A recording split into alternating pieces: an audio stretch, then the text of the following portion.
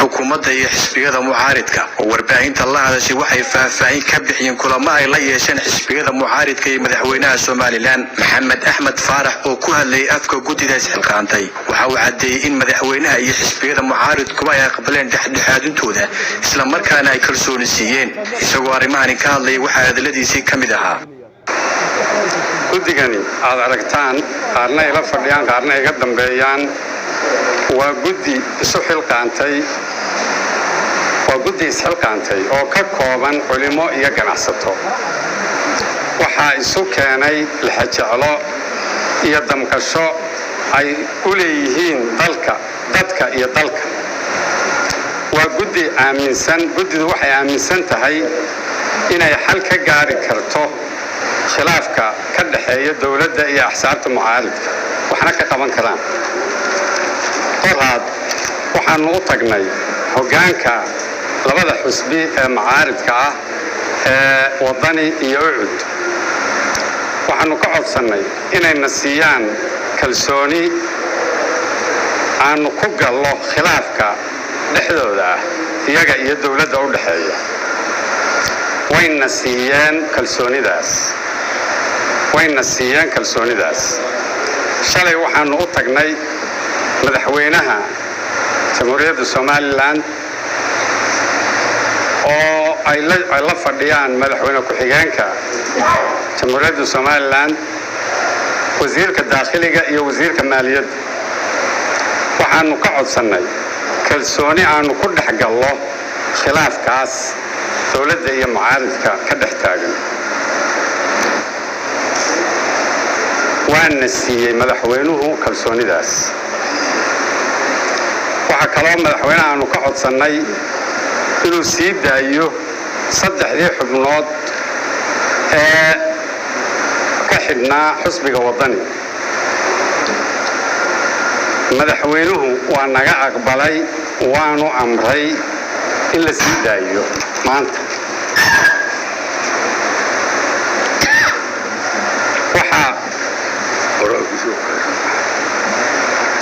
waxaa shacbiga Soomaaliland iyo cid kasta oo danaynaysa nabadgelyada iyo xasiloonida Soomaaliland u sheegaynaa inaanu khilaafkaas ka dhaxeeya dawladda iyo xisbiyada mucaaridka aanu gacanta ku hayno kana nasanayn ilaa aanu meel ka gaadhno waxaanu ka codsanaynaa shacbiga Soomaaliland inay ilaaliyaan xasiloonida iyo nabadgelyada dalka waxaanu ka codsanaynaa xukuumadda iyo labada xisbi ee mucaaradka ah inay ka fogaadaan hadal iyo ficil kasta oo waxyeeli kara dhexdhexaadinta aanu ku jirno allah mahad leh halkaasa hadalkaygu ku dhan yahay Cabdiraxiin Muuli Ismaaciil shabakada wararka Ilays News magaalada Hargeysa isugu yimaadeen labada xisbi ucud iyo wadani arrimaha anagu kaga jawaabaynay kuwa u dambeeyayba waxaanu soo saarnay war-saxaafadeedkan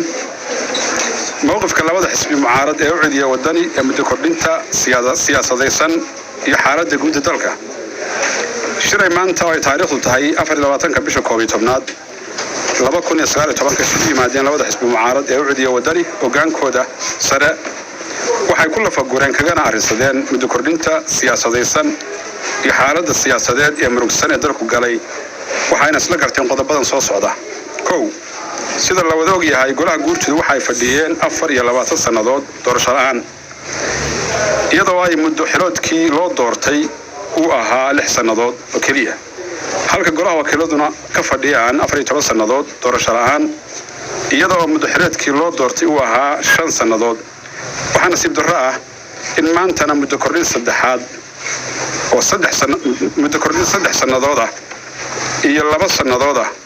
loo kala kordhiyay golaha guurtida iyo golaha wakiilada iyadoo aan wax talo ah laga weydiin xisbiyada mucaaradka iyo daneeyayaasha kalaba iyadoo muddo kordhintan iyo dhacdooyinkii kale ee soo taxnaa 2 sano ee u dambeeyay ay muujinayaan in geedi socodkii dimuqraadiyadda iyo doorashooyinka god dheer lagu riday sidaa daraaddeed waxay labada xisbi daadifaynayaan oo aanay sinaba ku aqbalayn muddo kordhintaas sharci darrada ah ee gacan ku rimiska ah ee saaka ka soo baxday golaha guurtida. labada xisbi mucaarad ee ucid iyo wadani waxaa u caddaatay in madaxweynuhu taladii marorsaday dastuurkii iyo sharcigiina si badheedha ugu tuntay dalkiina ku maamulayo hannaanka nijaaisnimo ah. 3 xisbiyada ucid iyo wadani waxay cod dheer bulshada reer Soomaaliland ugu cadaynayaan inaanay wax wada shaqayn ah la yeelan doonin komishinka doorashooyinka qaranka ilaa inta laga saarayo xubnaha aan buuxin shuruudihii sharcigu dhigayay. 4 labada xisbi ee ucid iyo wadani waxa ay sameeyeen guddi wada jir ah oo ka soo tala bixiya tallaabooyinka lagaga hortegayo muddo kordhinta danaha siyaasadeed ku timid iyo tala marorsiga ee baalmarsan soo jeedintii ay isla garteen dhammaan daneeyayaasha doorashada oo ahayd muddo kordhin farsamo ahaaneed technical extension oo ahaa 10 bilood.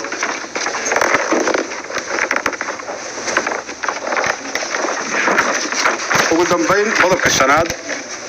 waxay labada xisbi ee ucid iyo wadani si wada jir ah u cambaaraynayaan xarig kasta oo sharci darro ah oo muwaadiniinta lagula kacay iyo weerarkii ku dhacay xisbiga wadani ee lagu qabsaday xaruntiisa sifada sharci darrada ah laguna xirxiray mas'uuliyiintii sarsare iyo taageerayaashiisiiba. waxayna labada xisbi ka digayaan si socodka arrimahaasi in ay dalkan gaarsiin karto xaalad